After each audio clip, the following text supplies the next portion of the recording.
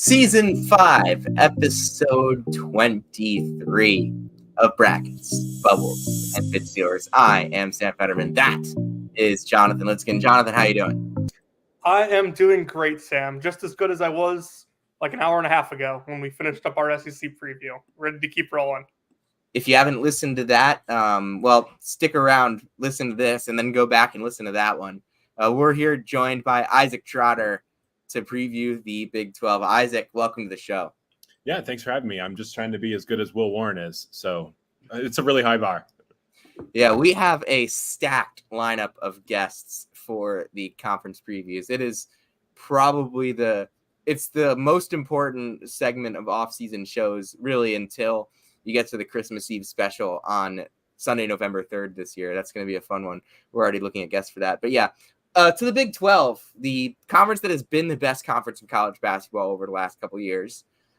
I'm not certain it's still the best conference in college basketball because they've added some garbage at the bottom, for lack of a better word. It's not as buoyed by, like, it was a 10-team league and it was amazing as a 10-team league. Last year it was 14. It was still a big league, but it was really good. The 4 new teams were mostly really good, or good enough in a way that it really helped the league. I still think the league is great, and we're going to start with one of those new teams from last year that is my number one team in the Big 12 and my number one team in the country, the Houston Cougars.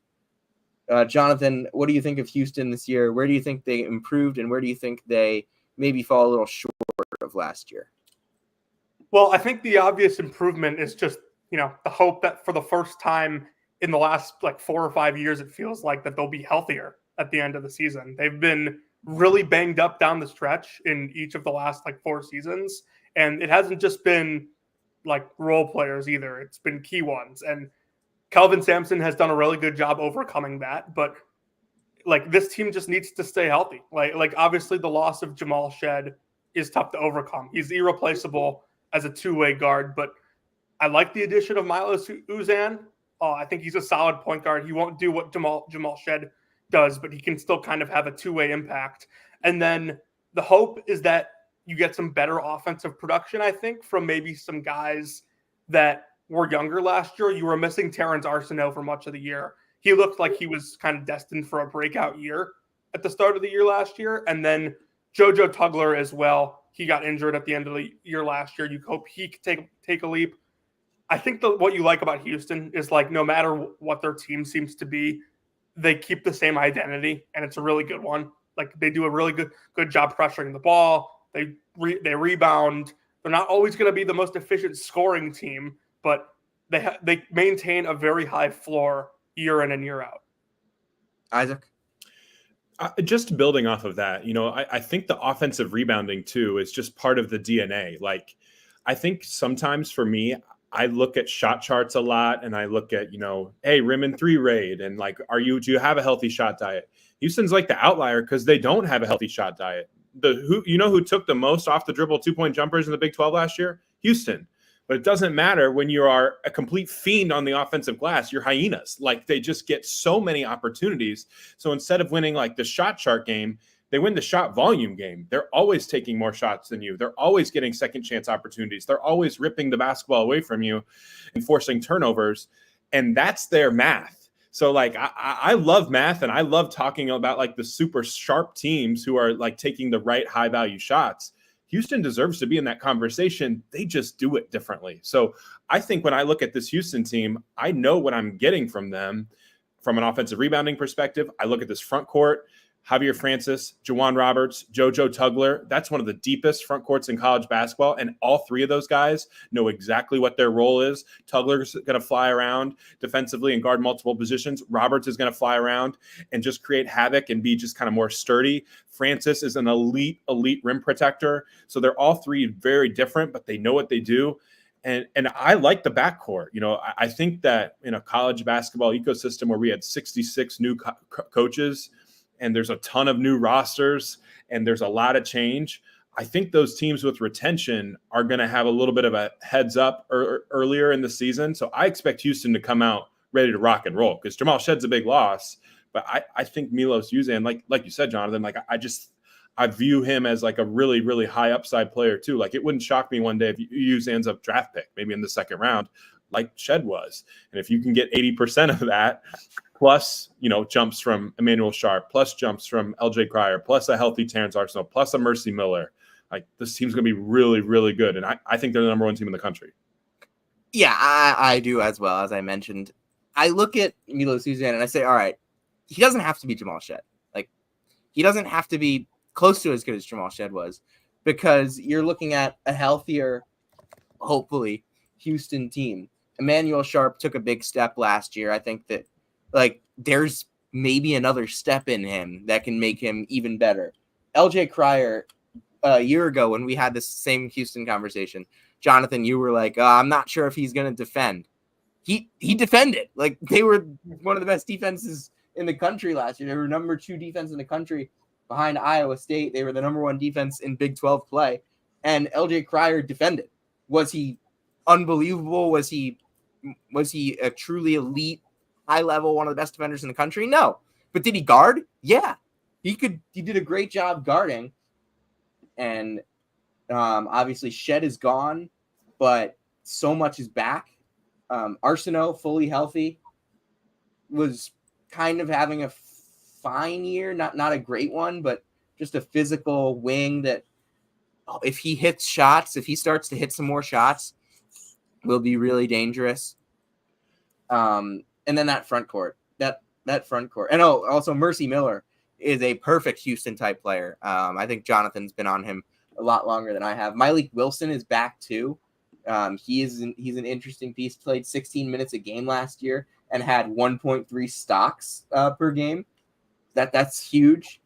I think as a whole, I would like to see better free throw shooting from Houston. Jawan Roberts 51%, Javier Francis 52%, Arsenault 52%, Tugler 46%, Wilson 59%. I know Cryer was 87 and Sharp was 85, but we need more from the rest of these guys in this category if they're going to start to dig out close games, because you don't have Jamal Shed anymore, who was so good at calming close games and helping Houston through those stretches. I do think there's I do think that there is a scenario where Houston maybe falls a little bit because they miss Shed that much and Uzan's not quite what he can be, and maybe they lose a guy or two to injury like they have over the past few years. But this Houston team is built like a Houston team that is going to be just so. I mean, they're going to be unreal on the defensive end in that front court. We've mentioned it with Roberts and Tugler and Francis. Those are 3 guys that, if they all had their own front court, they could all be all Big 12 guys in their own right. Yeah. Just one more thing to add from me. I don't know how much he'll play, but I do like Chase McCarty's future on this team. He's a really physical, not college ready wing in terms of skill, but in terms of physicality, he is. But he's buried right now behind Sharp and Arsenault. If they do have injuries again and he needs to see the floor, it wouldn't be like worst case scenario for them. Yeah, my one concern I would say too with Houston moving forward is just who's the late clock guy offensively. I thought that Shed had moments last year where he was really good in late clock scenarios. There are also a lot of moments where he was not. So I'm not saying like, it's not addition by subtraction in that regard, but like you're going to have to find someone else who's really comfortable taking those big shots in those close games. And the other thing too, I'm curious how many of these Big 12 teams, now that they got to play against Houston a couple times, like what's your game plan and getting more prepared for it? It's really hard to simulate it for the first time. Now, a second time through, we know how well coached this league is. I'm curious to see what wrinkles are there. I personally think if you don't have big men who can pass against Houston, you're cooked. I wouldn't say a lot of teams in the Big 12 went out in the portal and got a ton of big men who could pass. So, like, yes, it's great to have that, like, to know, like, hey, our big men got to pass. But, like, does that mean that, like, Dylan Mitchell is going to change the situation at Cincinnati or any of the UCF bigs that they went into the portal did? Maybe that means, that maximizes the Coleman Hawkins impact at Kansas State. We'll talk about them later. But, like, that's the path, I think, to beat Houston. And I'm not sure a ton of teams have the personnel to actually pull it off. Yeah, I mean, I said this after the Houston-Kansas game last year. It was like my big takeaway from that game. It was just that it was Hunter Dickinson's best game as a passer at Allen Fieldhouse. That game was his best game as a passer that I'd seen in all of his 4 years now, going on 5 years of college basketball, because he was getting the ball out so quickly. It's not just about having a big that can pass, because a lot of bigs can pass the ball. Eddie Lampkin can pass the ball, but can Eddie Lampkin make a quick decision and shift the ball out quickly? Obviously, it doesn't matter. Syracuse isn't playing against Houston, but there's a lot of bigs like that, hey, they can maybe find a cutter, but can they quickly turn, scan the court, have head on a swivel when they get the ball in a pick and roll, and make a quick skip pass? That's what Dickinson did so well in that game, and that's what you need as a big man against Houston, because Houston's going to trap those ball screens, and you're going to be open for a split second, and then the defense is going to come right at you, and then one or two guys are going to be open on that perimeter, and you have to find them super quickly because that defense is moving so quickly. And very few bigs are good at that. And like that's the big MO with this group. Like, and the other thing too, like everybody knows it's coming and they still can't defend against it. I will say though, too, to the injury point, like at what point do we have to have a conversation about like how they practice? Because like they practice really, really hard. And sometimes injuries are weird. But like I'm wondering how like Kelvin Sampson kind of adjusts moving forward. It's like, okay, we have a real sample size here where guys are just running out of gas toward the end of the season. I wonder if they start to change and adopt their things, because like they're not going to have some of those gimme games that they had where they could rest their starters. It's not like a Gonzaga situation where, hey, we got to play our guys really hard in non-conference play, but you know, when Pepperdine comes to town, like we're going to play our starters 21 minutes a night. Like I wonder if there's some adjustments there from what they do from a preparation standpoint to try to have these guys stay healthier a little bit longer term. I agree. I think it's part of what makes them so special, though, that like they do practice like this. Maybe just like tone it a little. I'm not going to tell Kelvin Sampson what to do. The guy is a legend. All right, moving on. He's also scary. Yeah. Moving on to my number 2 team in the Big 12, and that would be the Kansas Jayhawks, led by Hunter Dickinson, Bill Self, and a bunch of transfer portal ads. Isaac, what are your initial thoughts on Kansas this year? Do you think they deserve to be the number 1 team? And do you think that what do you think is the argument for them to be the number 1 team? Because I know you said you have Houston number 1. What do you think is Kansas' argument? Well, Kansas' argument is you've mixed retention, elite level attention with elite level portal. And I think when you look at kind of what you got back with DeJuan Harris and KJ Adams and Hunter Dickinson, like Harris and Adams just like really fill so many gaps defensively. And Dickinson, like, I think he's a little bit flawed, but big men like this win a lot of regular season games because they have such a high floor of what they bring to the table offensively.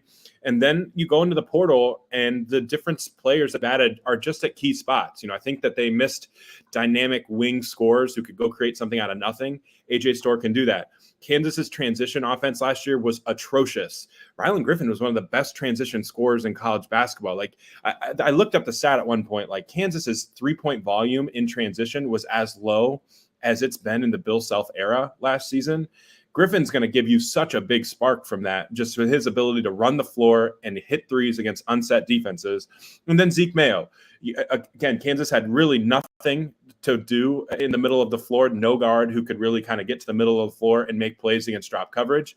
I think that's kind of where Zeke Mayo is going to be really good. And, you know, we can get into Diggy Coit, we can get into Shaq Moore, but I think Kansas, if they want to be that number 1 team in the country, it's Harris is back and Adams is back, and our defensive core is a lot better, but our wings are going to really make life better for Hunter Dickinson. And we're going to actually have guys who make shots on the floor. Like you're going to actually have to guard us 1 through 5. And that's something that, you know, they ran into struggles with last year when it was Johnny Furphy's the only guy who can really shoot it from 3-point range because, you know, Kevin McCullers, iffy, and DeJuan Harris doesn't want to shoot, and KJ Adams doesn't want to shoot, and Nick Timberlake is a complete AWOL. Like that's what they ran into last year. I don't think they're going to have that problem this season. Completely agree. I'm with you on that. I remember Kansas was number 1 in the preseason last year, and I didn't really get that. They had no depth. Jonathan, what was our line? in the preseason last year about No, not in the preseason, during the season. Oh, they couldn't win at Glenbrook North High School. Yeah, no, they couldn't win anywhere. Eventually, that because they didn't have the bodies to do it. They had 6 playable guys, 7. If you count Timberlake, who was kind of a disaster, and Elmarco, who was also a disaster, like they maybe count as one combined guy last year, and Elmarco's out for the season. I think he could still be something eventually, but not yet. McCullough was their best player last year. A lot of people didn't really want to admit that. Kevin McCullough was their best player last year. But they're fine with losing him. That defensive core, as you mentioned, DeJuan Harris and KJ Adams are 2 of the best defenders in college basketball. Hunter Dickinson is still a huge deterrent at the rim. AJ Storr is one of those late clock shot makers, and he's a guy that can really just score in a bunch of different ways. And you mentioned it with Rylan Griffin. Zeke Mayo is an interesting piece, and I love what they might be able to do with Flory Bidunga. Play him at the 4, play him at the 5. Just have a crazy defensive lineup with him and KJ Adams. I like Passmore too, maybe not immediately, but I think he can be a guy for them this season. Jonathan? Yeah, I actually watched Rickey's Passmore last night. I'm kind of making my way through the freshmen that I haven't seen, like top 100 guys. I think Passmore's a really good shooter. Just, quick release, a guy that will be good in catch and shoot stuff off the bench. I think Kansas's problem, a part of their problem, I should say, from last year is like they were playing guys like 35 minutes a game that really aren't 35 minutes a game guys. And like, I love DeJuan Harris and I love KJ Adams, but like DeJuan Harris had nobody playing behind him, and KJ was kind of the same thing. And like they just had a spacing problem. Harris is really good at initiating offense, but he doesn't really look to score. And now they have 3 or 4 other guys that will look to score who can kind of play off of him. DeJuan drives me absolutely nuts because his inability to finish shots at the rim is just completely unacceptable for a 5th-year senior. Like it was not good enough last year. And I thought he got the yips at some point too, where it was just like, if you look at the numbers, his finishing at the rim has gone down every single year for the past 3 years. And I don't understand it. It doesn't make sense to me. So maybe some positive regression in that regard is coming, but he has to go in this year with a completely different mindset that when I come off that ball screen, I'm going to get downhill. I am long enough. I have a long enough wingspan that I'm going to be able to create separation, and I have to finish. Like there's just no excuse for him to be shooting what he was shooting at the rim. Like it was ridiculous. I don't have the number in front of me, but it was in the 40s for a long time last year. It was one of the worst marks of any high major point guard, and it drove me absolutely nuts. It really did. And so you have a situation now. 47.4. Right. Like it was gross. You have a situation now where when Shaq Moore gets healthy, I do think that limiting DeJuan Harris's minutes is actually a good thing. And I think we'll see that defensively too, because I thought he actually slipped a little bit defensively last year too. I like the defensive in theory with him at the point of attack, but I think a 28-minute version of DeJuan Harris is far more impactful defensively than a 35-minute per game version. And I think if Shaq Moore can get healthy, we'll be able to see a little bit more of that. I totally agree. Exactly. If you're not playing 35 minutes a game, you are probably it probably makes you better, and they can probably maybe last to the end of the season and to the end of an NCAA tournament game without blowing a 20-point lead to a mid-major that is a lot less talented than them. I think that, and then they completely fell apart in the second half against Gonzaga too. They could barely finish games by the end of last season. I think that they won't have that problem this year. They have enough depth. I don't know what to expect from David Coet. Like, those Northern Illinois guys, were they actually good? Or because I know they all put up numbers and they didn't win a lot of games. So they also got him in like late July, which is like not great. They got him when they got more when Elmarco got hurt. And then they just said, we'll get Coet too. I don't like, it's a body. It's a body. It's a playable body. And I think that's important because Kansas needs playable bodies. They didn't have enough of them last year. Parker Brown played 18.3% of the minutes. That's unacceptable. That's unacceptable. Parker Brown played 11 minutes in an NCAA tournament game. Enough said. Yeah.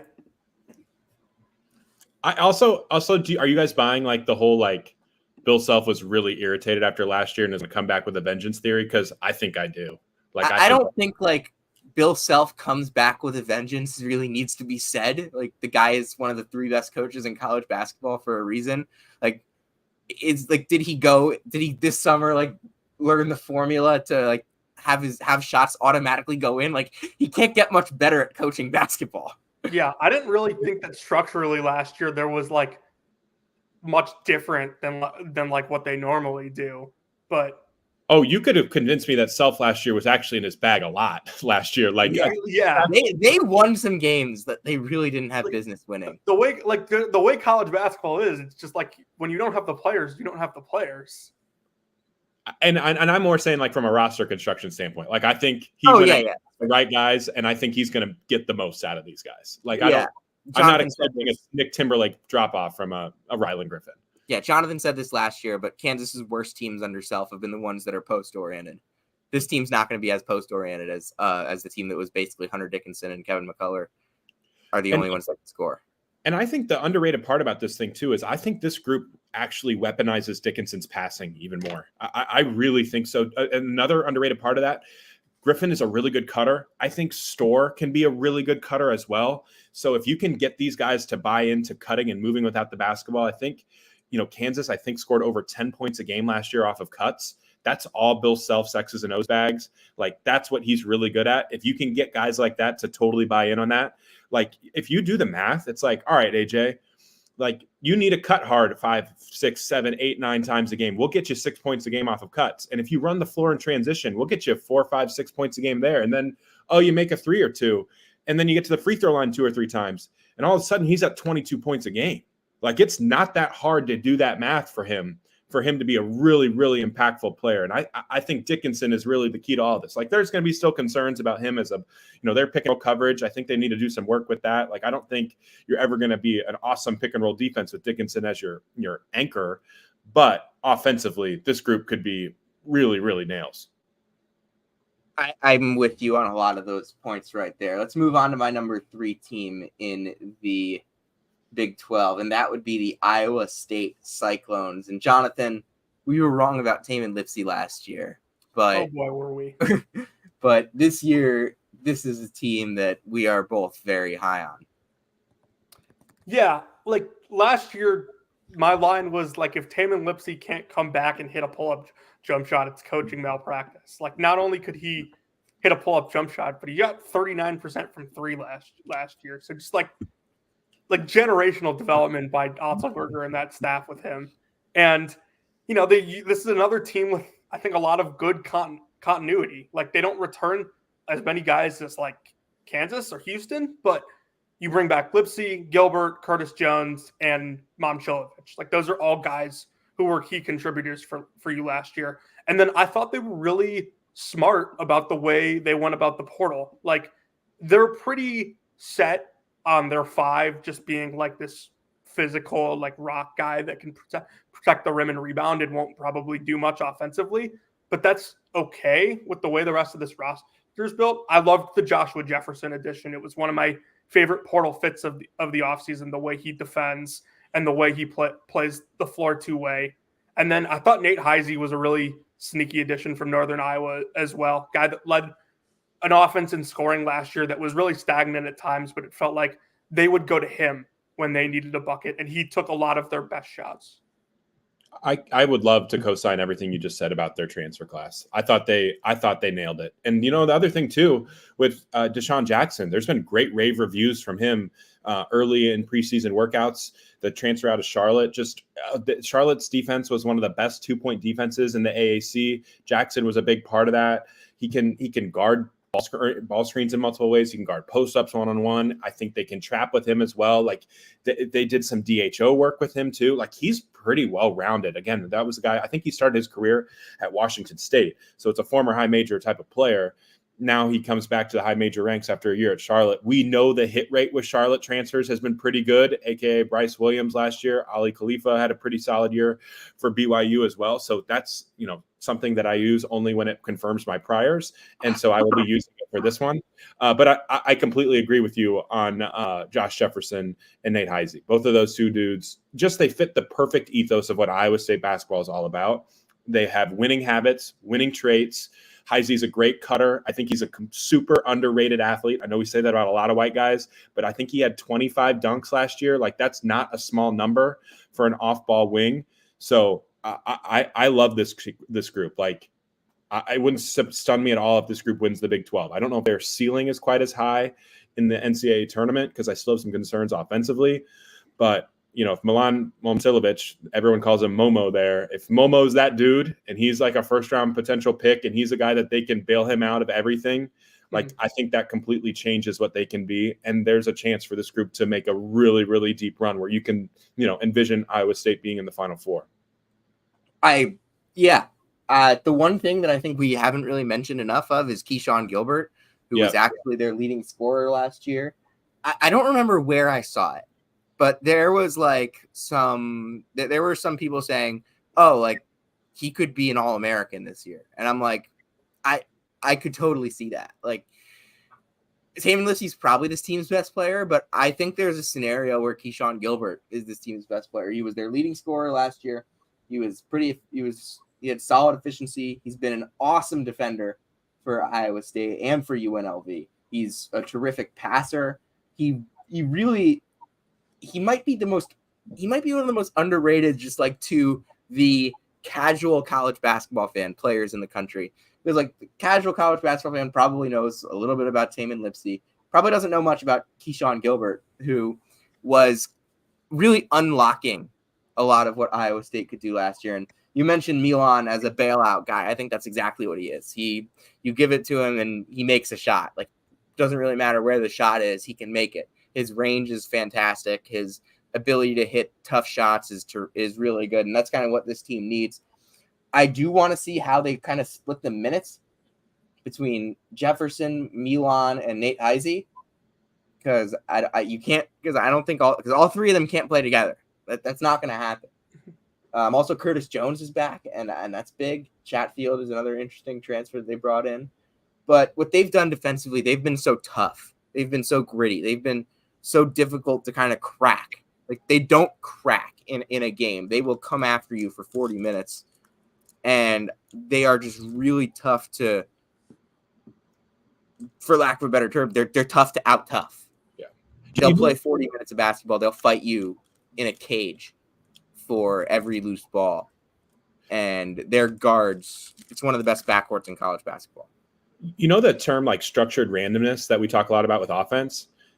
Iowa State does a lot of structured randomness with defense where it's just like, hey, I'm going to come and I'm going to double you out of complete nowhere. And this breaks every rule of basketball that you're taught from third grade all the way up. And I'm just going to do it anyway. And we'll make up for it on the back end. We'll fly around. I love that. Like, I love that they can get away with it. Like, I love watching Tamin and Keyshawn, like both those guys, like for some reason, like the point guard will dribble the ball up and maybe he enters it to the wing. And then for no reason out of the blue, they're boom, quick double, like coming from your blind spot out of nowhere. And they just wreak havoc. Like it's just complete, utter havoc. And it's really, really hard to prepare for because it's so random. Like, yeah, they double the post every time. But like the fact that like they can blitz you for traps at awkward situations at places you're not used to getting doubled is a real strength of this defense. And there's so many defenses in college basketball that are like, okay, are we passive or are we aggressive? I don't think it's an outlier that two of the most aggressive defenses in the sport, Houston and Iowa State, are dominating right now. And everyone's looking at them going like, how can we simulate that? And we can't. Like, they just can't. Yeah, real quick before we go to the next one. First of all, like, great point because like the other thing that goes with that is like Iowa State does a pretty good job taking care of the ball as well. And so like you don't get a lot of runouts against them, and they don't take like a ton of bad shots. And so they can play that way because they're able to set up their defense so well on a possession by possession basis. And then like I know we mentioned Curtis Jones, and he's not like always like the most efficient player. He does take some head scratching shots, but there will be games this year, and there were last year, when Curtis Jones is the reason that they're either winning the game or still in the game. He was the reason in the Sweet 16 last year why that Illinois game was even close. Yeah, he can be really good. But the thing is, they don't need him to be really good every single game. Yeah. If he plays 14 minutes in a game, it's not the end of the world. But if he plays, but he was going out there last year playing 32 minutes a game down the stretch run of the season when they were playing close games, and he was playing well. And they don't need him to do that this year because they have more size on the wing with Heisey, and they can play Jefferson at the 3 with Milan, or just slide some other guys in there. They don't need him to play as like a 2-3. He can just kind of be like a backup guard for when Lipsy or Gilbert needs to come off the floor. And you can slide, and then you can kind of have the same 3-man rotation with Heisey, Momcilovic, and Jefferson at the 3 and the 4, and then you can have Jackson and Chatfield at the 5. Well, and then the other thing too, that just one other note. I had it in my notes. I think Josh Jefferson is the most talented big man that Iowa State has ever had under TJ Otzelberger. Like they don't get bigs that look like this. They don't get bigs that move like this. They don't get bigs that can have those pass dribble shoot qualities. So we talk a lot about what an Iowa State big man has looked like in the past. I wonder how much things change, because I think Jefferson is an excellent addition. We talk about his defense, but offensively, I think he's going to grow into a big time talented player that you just don't see guys like this at Iowa State usually under this regime. Yeah, I mean, I don't even really think of Jefferson as a big. I think of him as a wing, really. Yeah, right. Four combo. Yeah. Yeah, and he can play at the 5 if you need him to, but they don't, because they have Jackson and Chatfield. And I think that'll work. Moving on to my number 4 team in the Big 12, another top 10 team. That's Arizona for me. And Arizona has the reigning Pac-12 player of the year, believe it or not, in Caleb Love. They lost a bunch of pieces. Umar Ballo, Kylan Boswell, just kind of it's like when a championship caliber, it's like when a NBA Finals contending team makes a couple. It's like what the Celtics did last year, where they traded Marcus Smart and they got Porzingis and they got Holiday, and they just kind of needed to get new guys in there. They weren't bad. There was not really a problem, but something was clearly limiting them from getting to that next level.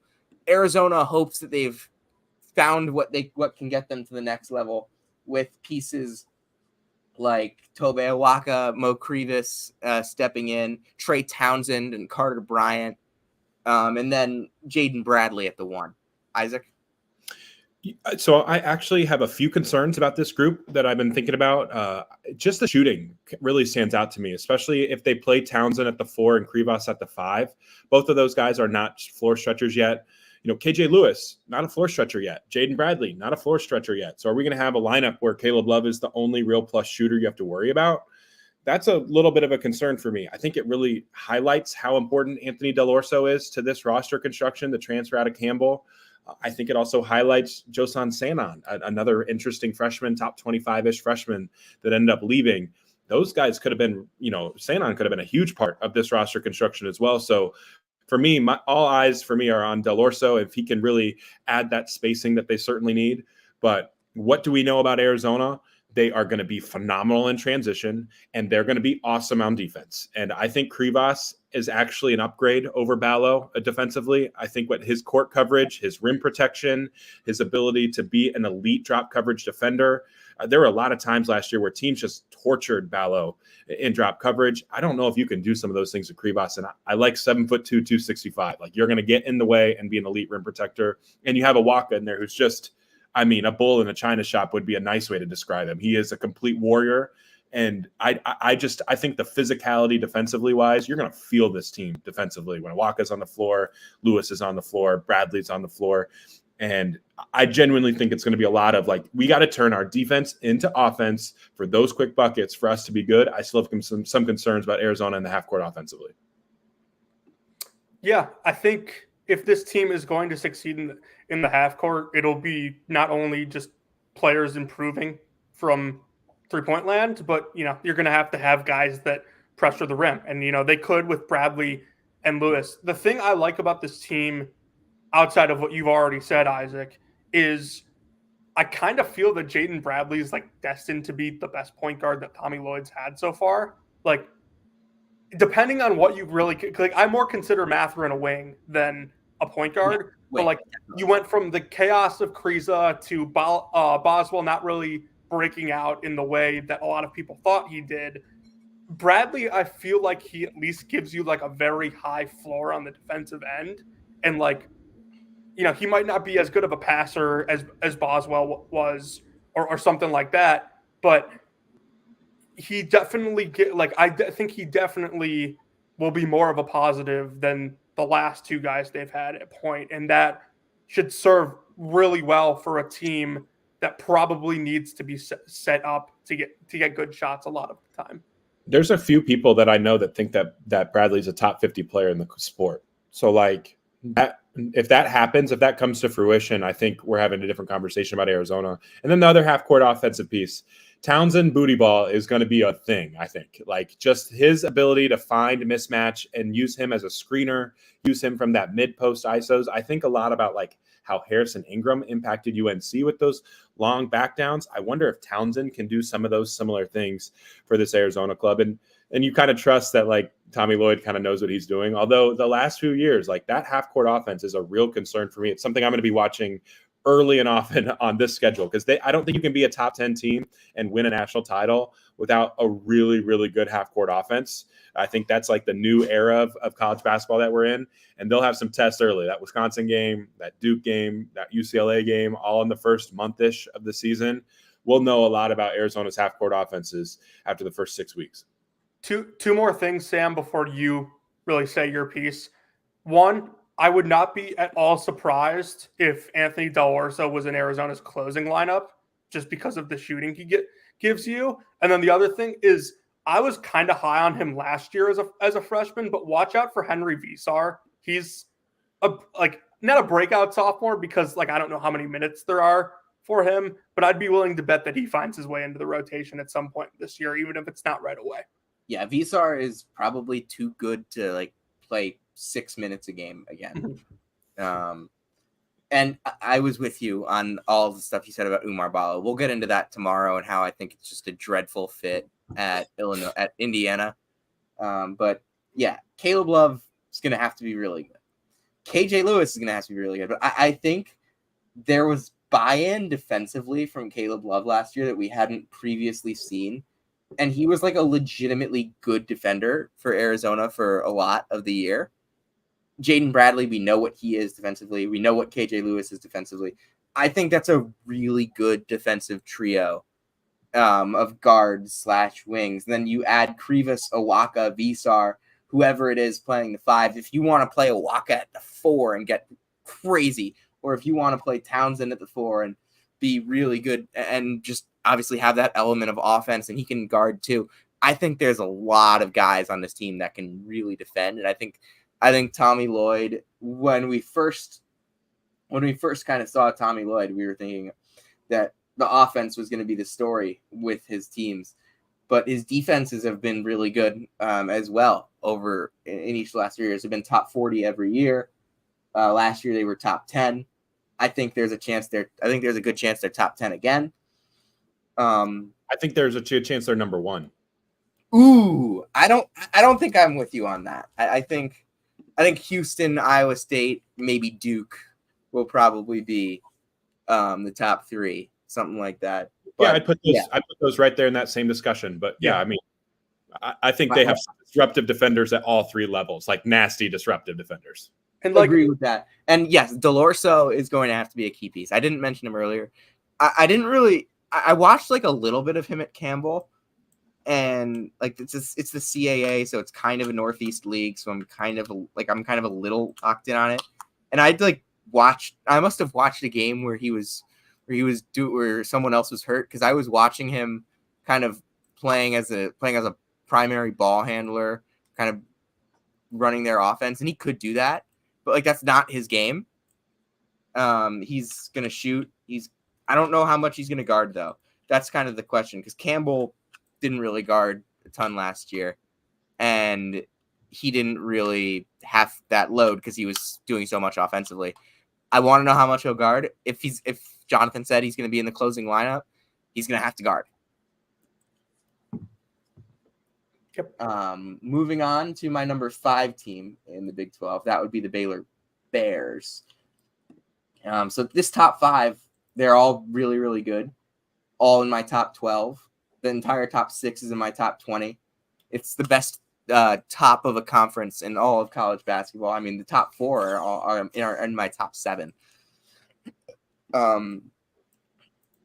Baylor had a fairly interesting offseason. Jonathan, I'll start with you. Where do you think they improved this offseason, and where do you think maybe they kind of missed the mark? That's a good question. I think their guards are probably better than a year ago, and I think they're just overall a deeper team than they were a year ago. Like I felt like at the end of the year last year, they really only had 1 or 2 guys that you could bring it off the bench and somewhat depend on. This year, I think they could have up to like 4 or 5, really, depending on what you think of some of these other guys. I'd lean more 3 or 4 than 5, but like I loved the addition of Jeremy Roach. I don't think he's a point guard, but I do think that he's a great fit here because he does a really good job creating individually off the bounce, and that's a lot of what Baylor does. And then, like, you know, Baylor didn't have a player as good as Jacoby Walter was. Baylor didn't have a player like Vijay Edgecombe last year. That they just didn't. Like, he brings a different level of athleticism and just and rim pressure that Baylor just couldn't provide last year. And then I think, like, yeah, you got a lot smaller in the front court, but I think like Norchad Amir can probably be way more consistent than Misi was. Like I was really high on Misi as like a pro prospect, but I thought from a college level last year, like the impact he could provide was kind of capped. So I'm not like super high on this Baylor team compared to like where the national media is, but I still think this is a really sound basketball team. And then I'll throw out just like one more player to mention. Like Rob Wright, I think, is a really good freshman that will come off the bench for them and give you really solid play out the offensive end. I want to mention Langston Love because Langston Love had a tremendous season last year that nobody really. Wait, hold on. Before I even talk about Langston Love, I got to talk about Jaden Nunn because we didn't get in. I for some reason thought you'd mention Jaden Nunn. You didn't. Jaden Nunn, another guy who had a really good season last year, was a 44% 3-point shooter, played really good defense, just dealt with the transition from VCU to Baylor a lot better than I think anyone really thought. And then Langston Love as well, another guy who shot really well from beyond the arc last year. Not the defender that Jaden Nunn is, obviously. But I think that's a really good duo at the 2. Vijay Edgecombe, I'm a little lower on than the consensus. I don't really think he can handle the ball that much. I think he's really, really good with his first step. I think it's lightning quick. I think that there is insane athleticism there, probably the most athletic wing in college basketball in terms of just like explosiveness and verticality. But I don't know how good he is defensively. I think a lot of that athleticism is functionally used better on the offensive end at this point, with just long strides in transition and a quick first step and the ability to float for these dunks. But he's got a lot of room to grow as a ball handler. I don't really think he has any moves that he can go to. I don't think he's a late clock guy. I think he's a you run something to get him downhill guy. So I don't think he's going to be this team's leading scorer. I know some people probably do because like the recruiting rankings are great. The numbers in the qualifying for Olympics were great. And yeah, no, great. But I think that there's not a ton of creativity right now in his game. And that's not a problem. He's still going to be a stud He's still going to average like 12 points a game. Probably some pretty good efficiency because he's not going to be asked to take a lot of difficult shots. My question comes, if you're playing Jalen Celestine at the 4, like, are we sure he's good? Like, are we sure he's good? Like, are we sure he's good enough to play a starting role for Baylor? And if not, like, you're playing Norchad at the 4 and Ojano at the 5, and like, are we sure Ojan was good enough to be a starter at Baylor? Like, I think that the front court is very questionable. They can make it work because the guards are good enough. But yeah, the front court, I have some questions about. Yeah, the thing with Baylor that I like is how they can play different ways offensively. You know, Baylor really hasn't had a 5-out center in a little while, which is why that they've really gone heavy ball screen. I don't think anybody ran more ball screens last year at the high major level last year than Baylor. I think that ticks down this year with Omier. They'll still run a lot of ball screens, but I think Omier at the 5 and Celestine at the 4 gives you that 5-out shooter lineup that you just have to pick a lane. And Edgecombe kind of reminds me just a little bit of Cam Whitmore at Villanova, where it wasn't a ton of moves, but it was a violent first step into the paint. And I'm going to go to the rim and tear your face off. Like, that is like the type of athleticism and power and violence that he plays with that I'm drawn to. I love that type of player. And I think that you can do a little bit more with that if you have Celestine at the 4. I think he was 47% on his 100 catch and shoot threes last year at Cal, who learned how to play off ball off of a star in Jalen Tyson, who's a complete beast. And Omier at the 5, like, is a legit shooter now. He's turned himself into a legit, unselfish superstar. And I think their ball screen rate is going to go down, but they're going to be able to get to the ball really easily, whether that's a Roach drive to get to his midi, whether that's an Edgecombe drive just to get into the middle of the floor and get to the rim, long closeouts for Nunn to attack, or Langston Love or Rob Wright to attack. Omier can dribble it now off the bounce or shoot threes. Celestine, I don't think he can dribble, but you know, as a catch and shoot guy, I don't have a lot of concerns with him. So offensively, with this 5-out option, I think it unlocks Baylor to really reach, you know, just to be really, really good again. Like, I'm not going to say they're going to reach new heights because they've been one of the best offenses in the sport. Defensively, though, Ken Pom, I love you to death, but you have Baylor as a top 25 defense. No shot. I will take the over on finishing. They're at 23 right now. Like, no shot do they finish as a top 23 defense. If they do, Scott Drew should be the coach of the year. Yeah, I don't think Baylor's going to be good defensively. I think they have, like, I think Norchad is like a solid individual defender, but I don't think that, like, playing him at the like, he's not, like, he's skilled defensively, but he's not as good of a team defender as he is an individual defender. Well, and their defense has taken a step back without Jerome Tang. Right. Like, that's a real thing. Like, I think that's a real legit thing. Oh, so. It absolutely is a legit thing. Speaking of legit things, Wes Miller at Cincinnati is building a legit thing. That is my number 6 team in the Big 12. Jonathan and I are both huge fans of what this roster is. Might be the deepest team in the country, I think. I guess that's not crazy. Go ahead. Yeah, I'll start here. I think probably the high man on Cincinnati, not just on this show, but of anyone that ranks college basketball teams. Like, I had this team picked out as like a top 20 team to start the year before, like, well before last year even ended. And I know, like, portal stuff happens, but, like, I thought what they had coming back was excellent. And then they thought they did a really good job in the portal as well. And we can start with the guys that are coming back. I mean, Dan Skilling is going to be all Big 12 this year. There's no doubt in my mind. And Jizzle James has a chance to be that too. You pair those two in the backcourt with Day Thomas and Connor Hickman, who I think is one of the more underrated players in the entire country behind those guys. And you have a really good backcourt. Then in the front court, you're not going to have a lot of scoring from this group, but you have some athleticism and some real rim protection with Dylan Mitchell and Aziz Bandago. And then you kind of have like the swing shooter with Lukosius starting at the 3. Like, Rothstein a couple weeks ago was tweeting about how like they had 7 starters. I not only think they have 7 starters, but they have like 11 or 12 guys that might be able to play. Like this is going to be one of the deepest teams in the entire country. And I think this is the year that West really gets it rolling at Cincinnati.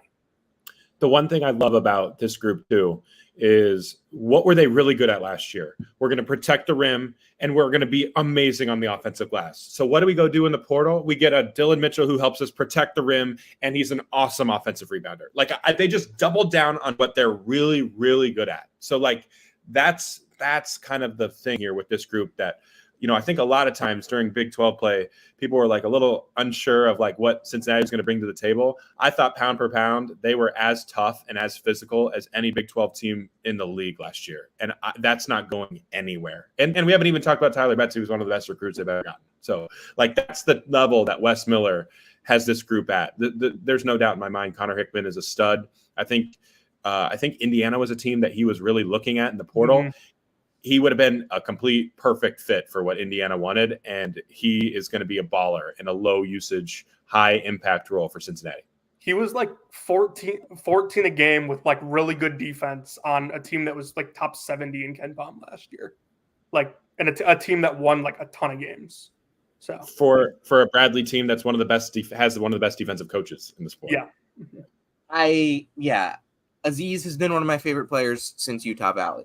Lukosius I've liked since Butler, even though I swear every time I watch a game he doesn't make a shot. I just know it's there. It happens. He makes shots. Skillings I love. Betsy I like. Hickman has been one of my guys for a while. Like the fact of the matter is that like you look at this rotation and like there's not going to be minutes for like CJ Frederick, and CJ Frederick's a good player, but like that's kind of where we're at with this Cincinnati team. There's so many guys that can make an impact. And Jonathan mentioned it, Skillings is going to be an all Big 12 guy. No doubt in my mind. He's going to be all Big 12. He could score 15, 16 a game, just gets to the basket, does a lot of things on the other end too. Kind of a 6'6", just a big guard that can handle the ball. Was really good towards the end of last year. And they have 2 point guards, 2 legit point guards in Jizzle James and Dede Thomas. How many teams have 2 legit point guards that can pass and that can score like Jizzle James and Dede Thomas can? There's not all that many of them. I mean, neither of them are elite players, but both of them are good enough to give you 20 minutes a game without any concern whatsoever. And Hickman can play the point too if they really need him to. And I want to know what Betsy's role is going to be, because I know Jonathan's higher on him than I am, but I still like him, and I'm so fascinated by this. And I think Wes Miller can really coach. I don't think anyone has kind of said, "Oh, Wes Miller's not a good coach" at any point in the last few years, but I think there's kind of been some growing, like maybe not as much care about how good of a coach he is, because he was moving into a league where there were just straight up better coaches. And I think he held his own, more than held his own in that league. They were 39th in KenPom last year. Like they've gone up from 101 to 50 to 39 in KenPom the last couple of years after a really bad year too for John Brannon. Like Cincinnati is on the rise as a program. I love what they are building right now. They're back. I would love to use Dylan Mitchell more as the main screener with Aziz Badego in the dunker spot too. That's a minor thing. I think I would like to have Mitchell as like the hub where he can make quick decisions. I trust his playmaking more than I trust Badego's, and I like that little lob that he can throw to him. 7 foot 235 in the dunker spot where Mitchell's in the middle of the floor. I think that could be really impactful, especially when you're spacing it with shooters to the corner. I like that. I do. I haven't really thought about that, but I like it a lot. Moving on to the next team, and it's insane that I have this team at number 7 because I love this team and I love this coach. It's one of my favorite coaches in all of college basketball, Grant McCasland and Texas Tech, and they're my number 7 team. I still have them in the top 20 in the country. Jonathan, why do we like Texas Tech so much? So I like Texas Tech a lot because I think this is truly elite offensive team. I don't know how good they'll be defensively. Like, we were kind of surprised last year when Texas Tech went from a McCaslin team that consistently had elite North Texas defensive teams to like a really good offensive team that was just kind of okay on the defensive end. And I think this like could be more of the same with a slightly better defense than last year. Like, I loved Elijah Hawkins last year at Minnesota, like one of the truly elite passers in the sport. And you surrounded his playmaking with a bunch of like knockdown shooters and then guys in the front court who are athletic. Like, I look at this team and like JT Toppin might end up being their best player. I'd actually say he probably will end up being their best player. But I think one of the reasons that I like this team so much is because you have him around Hawkins and then spacing for him with Overton, who had a big freshman year at Drake, Darian Williams, Kerwin Walton, Chance McMillan. I can just go on and on. They're a little thin at the center spot, but Federico, for what the portal provides you, is a perfectly fine starting center in this league. I look at Texas Tech, and I think that Darian Williams, Chance McMillan, Devin Cambridge didn't play a ton last year, but and then Kerwin Walton, like you didn't hear about them you didn't really hear about them last year, but they're back and they are all tough and they can score and they can shoot and they don't really turn it over. They're efficient players. Like Williams was obviously Cambridge is different from these guys, but Williams, McMillan, and Walton all over 62 true shooting, all over 38% from three. Two of them were over 45% from three. Is that going to happen again? Probably not, but there's enough spacing there. And Elijah Hawkins is such a great passer on the perimeter that it's not going to matter in terms of if they shoot 45% or 42%. It has the same, like, it's the Kobe Bryant thing. Like, people are saying, oh, he's 49% from three. That means he's this. There's no functional difference in how you run your offense for someone that's a 49% shooter versus a 41% shooter. They're assuming the shots are coming like the same way. Like, they're both elite shooters. Obviously, you'd rather someone shoot 49, but like that's variance. Variance is going to take that. If the variance drops Kerwin Walton down from 48% to 39%, doesn't make him a worse shooter. It just means that there's probably more defensive attention on him, and it's going to make the game easier for Hawkins and for Walt and for McMillan and for Williams. I think that Texas Tech shot 36% from three last year. They shot 37% in Big 12 play. If they shoot a tick lower in Big 12 play, maybe even 2 ticks lower, I don't think it makes them a worse team. Sure, their offense might be a little bit worse, but I still think that they're going to have enough spacing to make it work. And I like what JT Toppin brings. I think he can play the 4, he can play the 5. It'll make Federico's life easier when he plays the 5, so you don't need to get 35 minutes out of him. Federico is a 20-minute-a-game guy. They'll get minutes out of JT Toppin.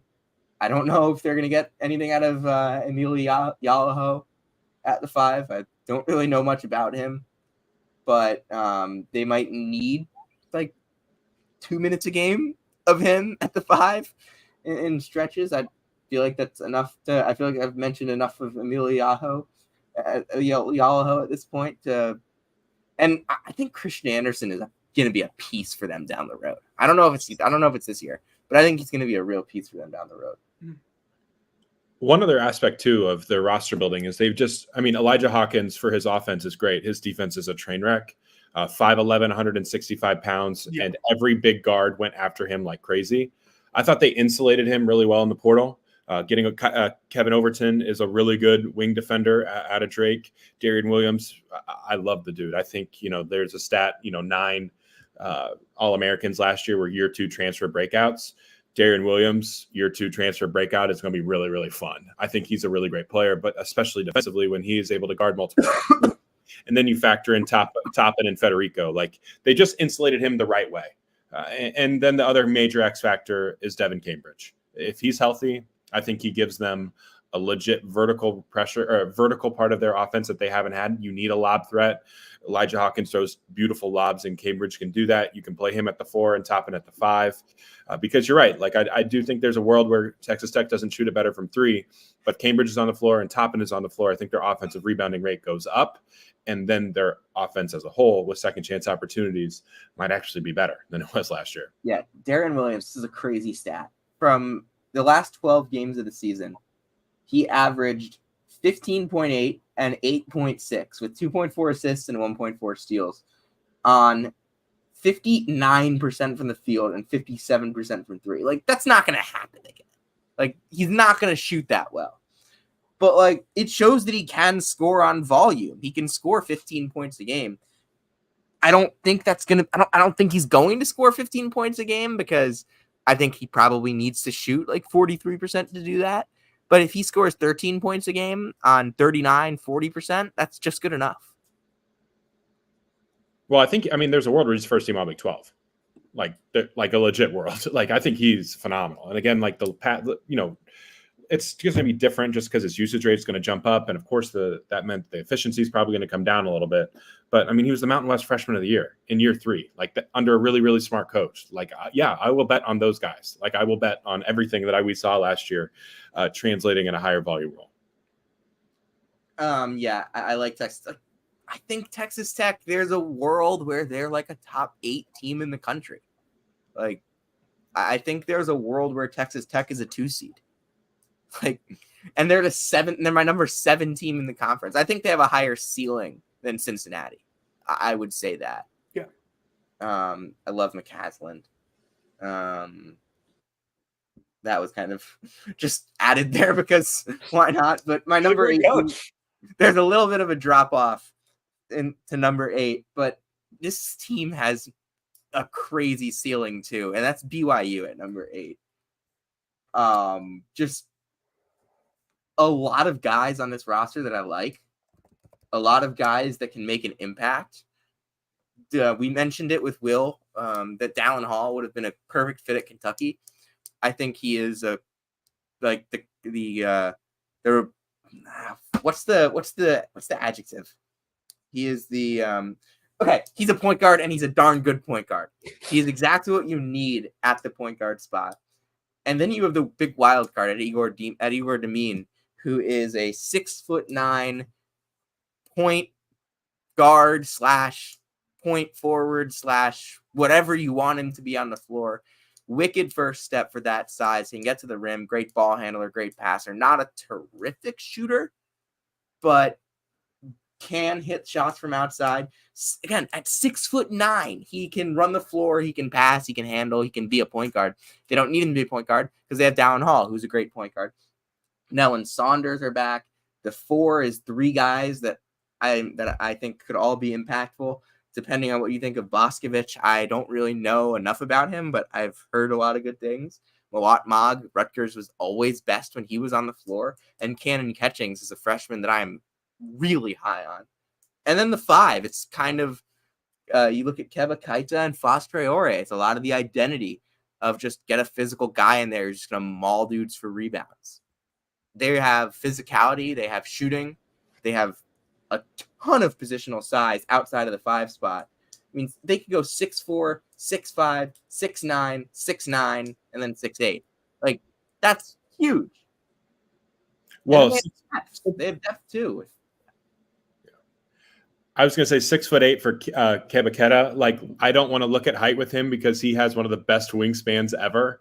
Like, in the country, he is an absurd wingspan. Like, his standing reach is way different than a normal 6'8" guy. So, like, yes, he might be a normal 6'8" guy. Let's first take that oxymoron. Right. Like, I can't wait for the broadcaster to be like, well, BYU is not very big. They only have a 6'8" guy, and their center has a wingspan that's 7'2" and is bigger than the 7-footer's wingspan on the opposing team. Like, that's going to be what it's like. But the thing that underrated part about BYU, I think UConn, like, center platoons are a thing in roster building. Like, it's a legit thing. And I like this platoon that they've really built here with Traore and Keita. Just, they're so different. Traore is a guy that they can throw it into and post it up, more below the rim type of player. Keita is just the lob threat that is just super bouncy. So I think you're going to have something different. It's hard to really, when you kind of go into against BYU, it's like, all right, like, you want to have one single, drop coverage that you want to play, or coverage that you're going to play against big men. You kind of have to have two, because both these guys are so different and do different things so well. Yeah, and Mark Pope is gone, but like, I still think this team is going to move the ball incredibly well. Like, I don't know if they'll shoot the ball like they did last year, but I do love that they have the returners in Hall, and now that we know what we're getting out of them, we know they're consistent, and then they have a ton of like fun upside pieces. Cannon Catchings, I know, Sam, you're a huge fan of him, but he's like supposedly been awesome for them so far in like practice and camp. Igor Demine, like, I'm going to end up calling him Demon the entire year, because like, that's what he is. Like, he is a complete matchup nightmare at 6'9", can handle it, can shoot, is great pulling up. He is not a typical international prospect that comes to play college basketball. And then we didn't mention him, but like, I would bet on Elijah Crawford figuring out how to get some minutes on this team. He's a just rock solid point guard, good playmaker, kind of a little bit small, but just does everything well on the offensive end. And I think he's college ready, especially in this kind of system. Kevin Young is the question mark around BYU, but like, everybody who's ever encountered him says he's like this super smart genius guy. So like, maybe he's just a super smart genius guy, and he's a terrific coach, and they give him a lot of money for a reason. Like, that was an eye opener of a contract. I think maybe the biggest eye opener that we like. Obviously, like, the Cal stuff was crazy, but like, this kind of felt like a shift, because like, it's not a college guy. It's just an NBA guy that they're paying a lot of money. And now all of a sudden BYU is going to offer AJ DeBonsta a NBA max contract. They're probably already that collective is probably already paying him just to be at Utah Prep. Well, the one thing I keep thinking about too, though, is like, this is such a big year for them to have a proof of concept so that the money keeps coming. That's a really big factor. Like, you have to show the donors that you're going to play at a high level, and you have to show ROI on all of this money that you're investing in it if you want to get it again long term. Like, I genuinely believe that, and that's why he has, he's arguably my biggest question mark of almost any first year coach in the country, because you're kind of sitting on, a gold pot of money if this goes really, really well. Yeah, I mean, I think that they're probably going to still go all in for AJ DeBonsta, like, regardless of what happens here. But like, yeah, it might not go much longer than that if this doesn't work out. Like, who knows? It's a lot of the Jazz owner, right? Like, that's who it is. Yeah, that's correct. Okay. Isn't he also the owner of the Utah Hockey Club? I think he owns everything. He I know owns he's like Utah. he's like one of those mega billionaires. All right, so moving on from BYU to my number 9 team, TCU. And I don't have a huge drop off in my rankings, but just kind of like in how I feel about these teams, like, definitely a lot less enthusiastic about TCU as I am about BYU, because there's nothing new here. Like, there's new guys, but like, there's the novelty is like, all right, they're probably going to play hard. They're going to be all right. They're going to grab rebounds, going to play defense.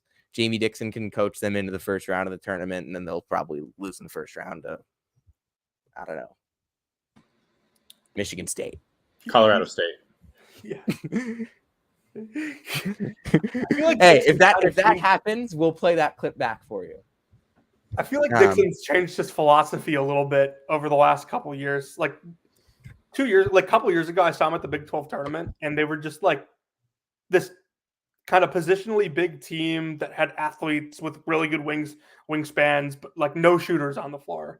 And now I feel like they kind of adopted this, like, we're still going to try to play aggressive on the defensive end, but at the same time, like, we need to get some shooters in here. And I think they have sort of successfully done that, bringing in not just Frankie Collins, but Noah Reynolds as well. And then I think Trotter White is a really smart addition from UNC Wilmington. Probably my favorite. What'd you say? Yeah, my favorite. I love him. Yeah, I think there's some questions in this front court, like how many minutes a game are you going to get out of Ernest Uday?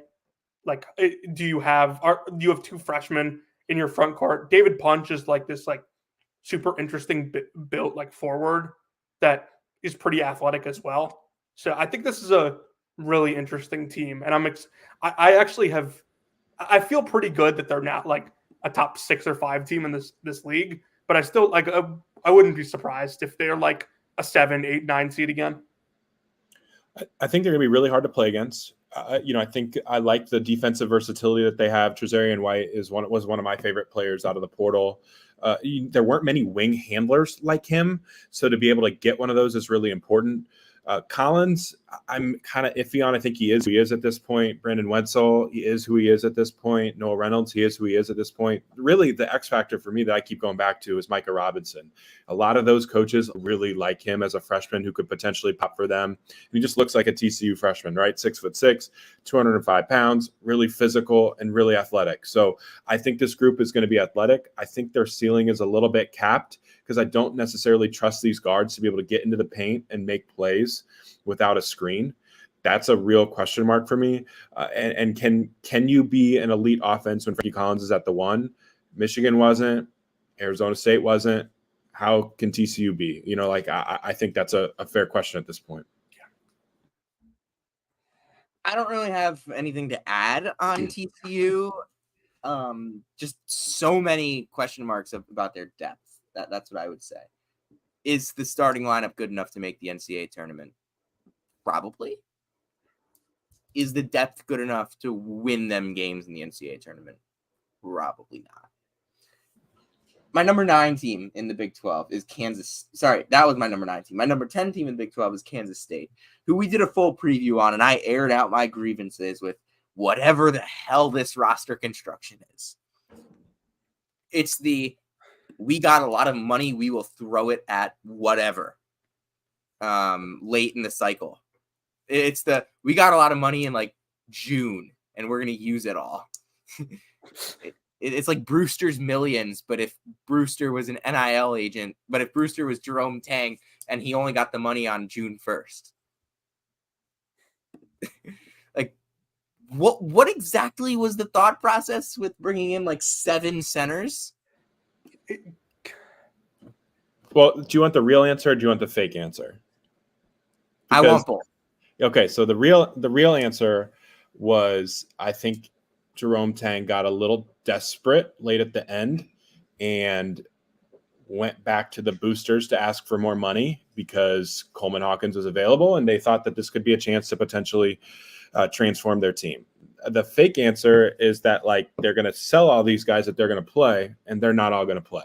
And I don't think that there's actually that much of a concern of like, oh, we got to find a way to play 3 bigs. I don't think that's going to happen. I think they're going to play Coleman at the 4, and they're going to play David Gasson at the 5 or Achor at the 5, and they're going to figure it out.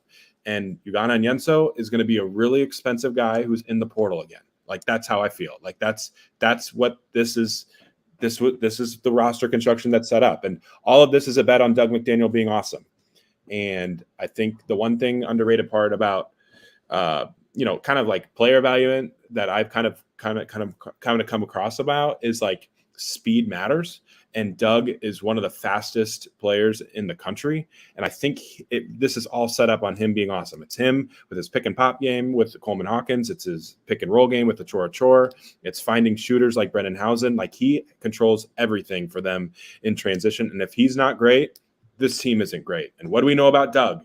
He's really erratic. So I think Kansas State's highs are going to be really high, and I think their lows are going to be really low. And at the end of the day, I don't know if the boosters are going to be really happy with the final product.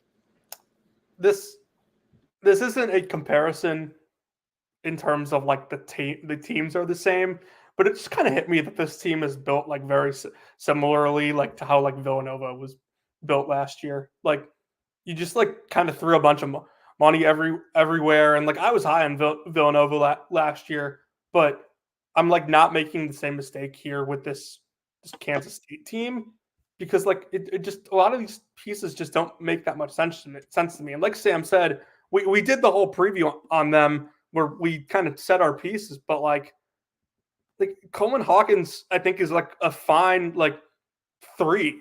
Like he's a good 3 on a team. But like if they think he's gonna be like this all Big 12 caliber player, that's not what he is. Like I never really understood like the people that said he had like pro upside. Like he had like a triple double 2 years ago against like a bad team, and like everyone was losing their mind. Like he can stretch the floor a little bit. If his volume gets like any higher than what he was at Illinois last year, it's going to negatively affect your team. You know who that triple double was against? Who? Syracuse. No way. Yeah. He had another one then. Do you know what Judah Mintz shot from the field in that game? 6 of 19. Worse. 3 for 16. 3 for 14 inside the arc. Oh God. He had like one dunk that like he dunked on someone, and the video is like played everywhere. Like, dude, we lost. I wasn't even a Syracuse fan at the time. Syracuse lost that game by 30. The one other nugget too that I can share about Kansas State is I guess there's been multiple Big 12 coaches that have talked behind their back, like when they got like truth serum to somebody, and they both of them like at different times were like, what is this Kansas State roster construction? Like, so yeah. It's not just us who's feeling this way. Yeah, I mean, I don't know how any sane human can, and obviously we are not sane humans here on the Brackets, Bubbles, and Bit Stewards podcast, but any sane college basketball thinker, which I think, again, you could argue we're not, but we probably are. I don't think any straight thinking college basketball fan, coach, anything can come into this Kansas State roster and say, I know exactly what they're trying to do here. No, we don't. No, we don't. And that's why I have them ranked so low. Jerome Tang, you are one of my favorite people in college basketball. You are extremely charismatic. You have belief in something. You truly, like, I've listened, like, I covered him at the NCAA tournament 2 years ago in New York. And I don't think I've ever had a coach that, like I felt like was such a connection with his players and with just like the way he spoke. Like, it just made sense. Like, I'm not, like, I don't believe, like, I'm not religious like he is, but like, I get why people believe in him. Like, I get why people look at him and say, this guy can really help me. And he's a really good basketball mind too. But prove me wrong. I would love to see it, because I want Jerome Tang to be successful. I'm rooting for him. Just talking basketball-wise, though, real quick, David Castillo is a really interesting freshman. I really liked his tape. I thought that, again, he does fit a lot with what they like to do really, really well. Calling him a sleeper is a little bit unfair just because I'm not sure how many minutes he's going to play if Doug is really the starting point guard. But I think there's a lot of lineups where you can get Castillo and McDaniel on the floor together. And if they're big, they need extra ball handlers that have juice. McDaniel and Castillo both have that. I think you can get more of that on-ball creation juice with him at the 2 instead of Hausen or even CJ Jones or Max Jones, who are solid players. But both of those guys, I still have questions about their fit in the Big 12. Yeah. Moving on to team number 11, who this fan base thinks this group is going to revolutionize college basketball. That would be the West Virginia Mountaineers, who might as well be the West Virginia Tucker DeVries at this point. Like, I think Javon Small is fine, but like Jaden Stone, Detroit Mercy. What was their record last year? 3-28, something like that. If they want Amani Hansberry to be like this 12-8 guy, like maybe he gets there. I don't think he's ready to be that right now. But on Tucker, like, I have Tucker on my first team, all Big 12. He's been one of the best players in the country. 6'7", he can shoot, he can dribble, he can pass. He can guard. He is the requisite, just big guard wing type guy. in college basketball that you need to just. He is like there's a this is gonna sound really weird, kind of like offensively, kind of like the Jason Tatum of college basketball, in a way. Do you see where I'm going with this? I have no idea. Please continue. Just like great size, can handle the ball, can score basically any way you want him to, but sometimes he just completely disappears for no reason whatsoever and kind of falls back into a maybe I can't do this when he really can. Like when his shoulder's in a sling? Yeah. Yeah.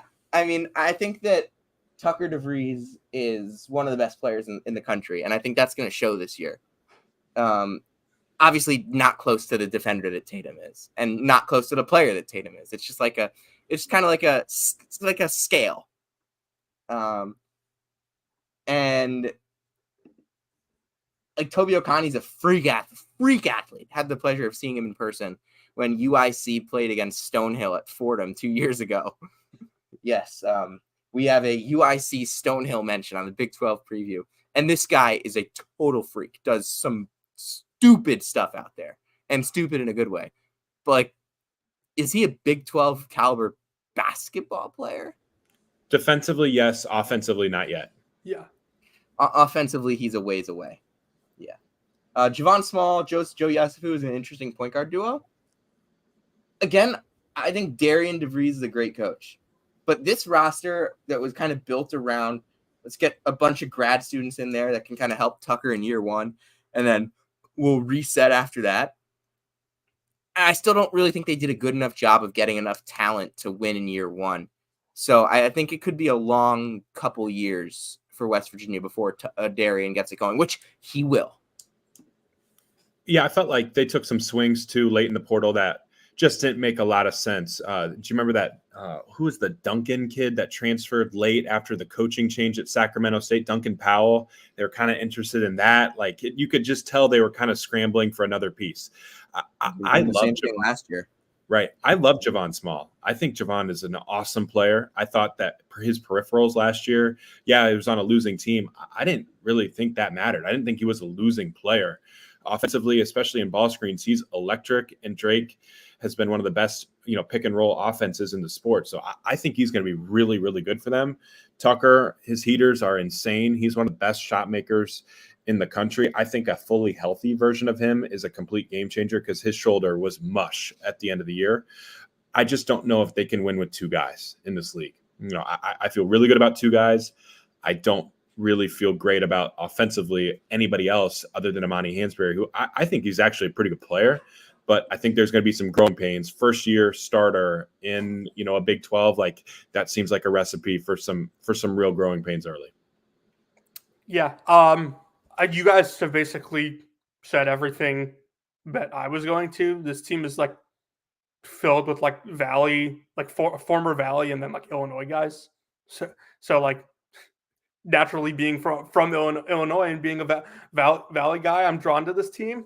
But like, I think Okani will really help their defense. They're going to need a couple guys to sort of break out, whether that's Hansberry, Sincere Harris. I think I'd bet on Yesufu having a pretty good year just because like there's familiarity there. He played for DeVries. He was really good when DeVries was coaching him.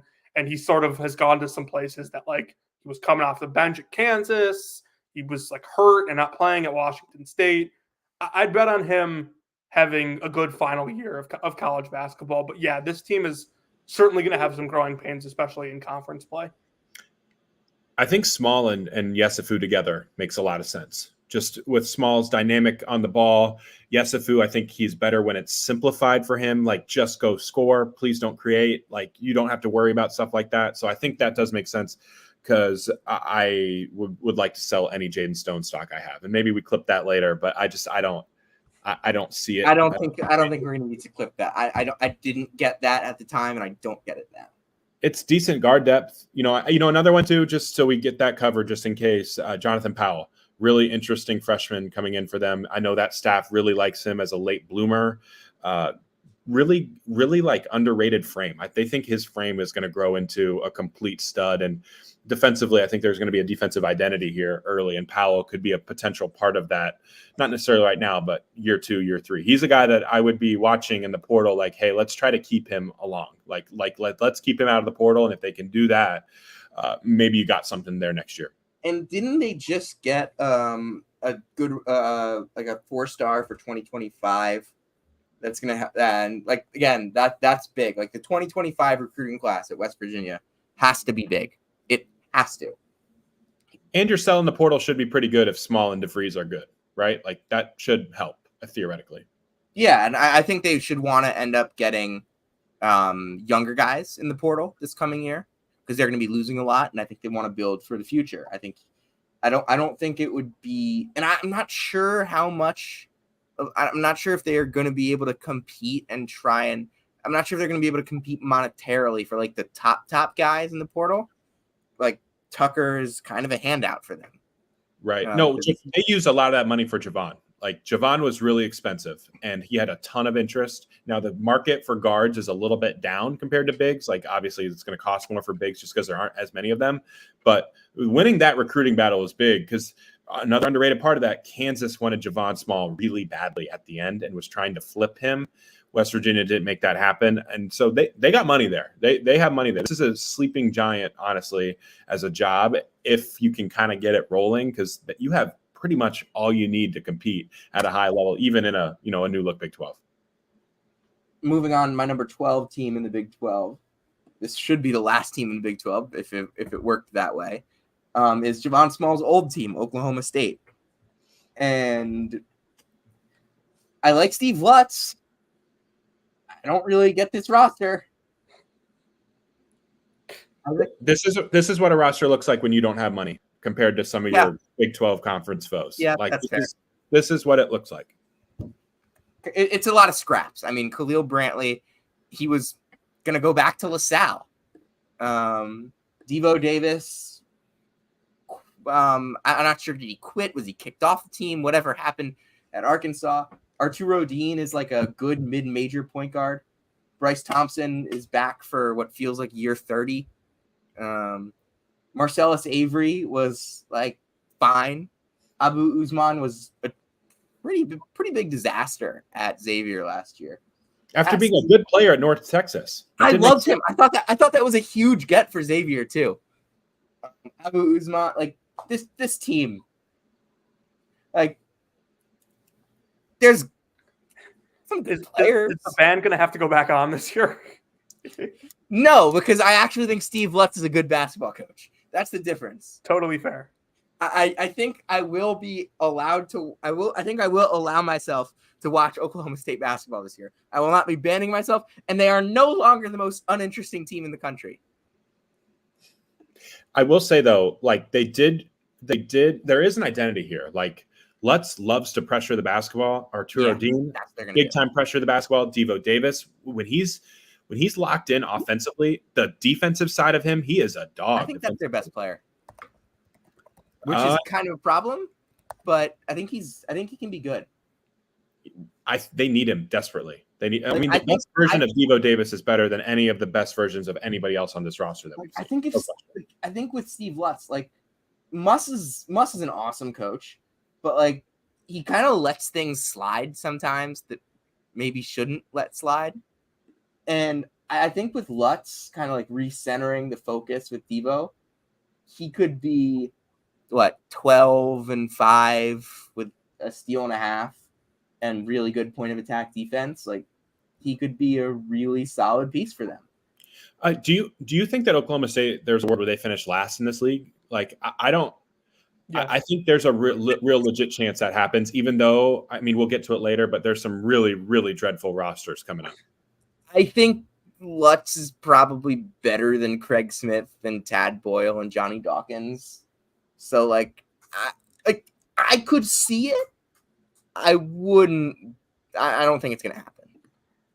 Like, I have them 12th, clearly above.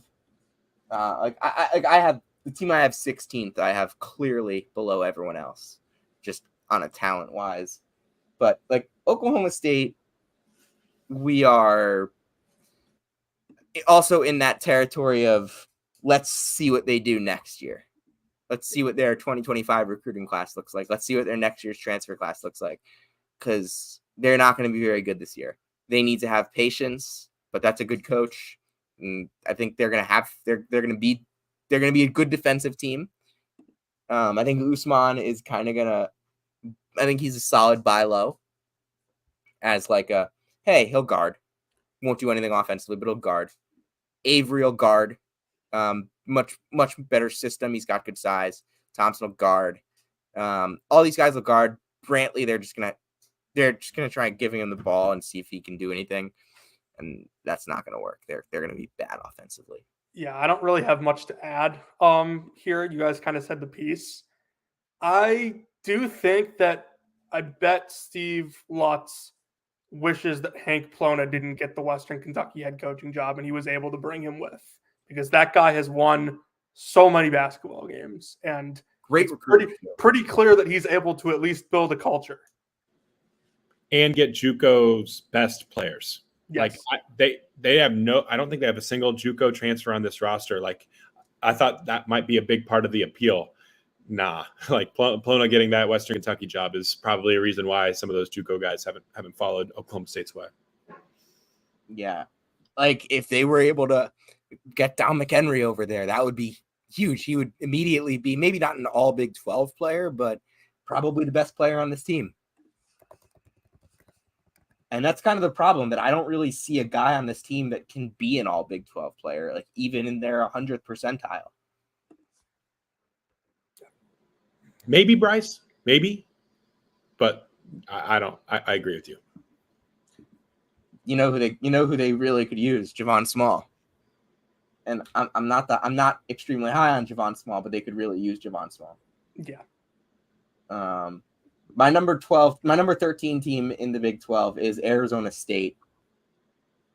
Another roster construction that I don't really get. A lot of ball dominant players and then a 17-year-old center that is good, but is a year away from being, I think, a Big 12 starter caliber player.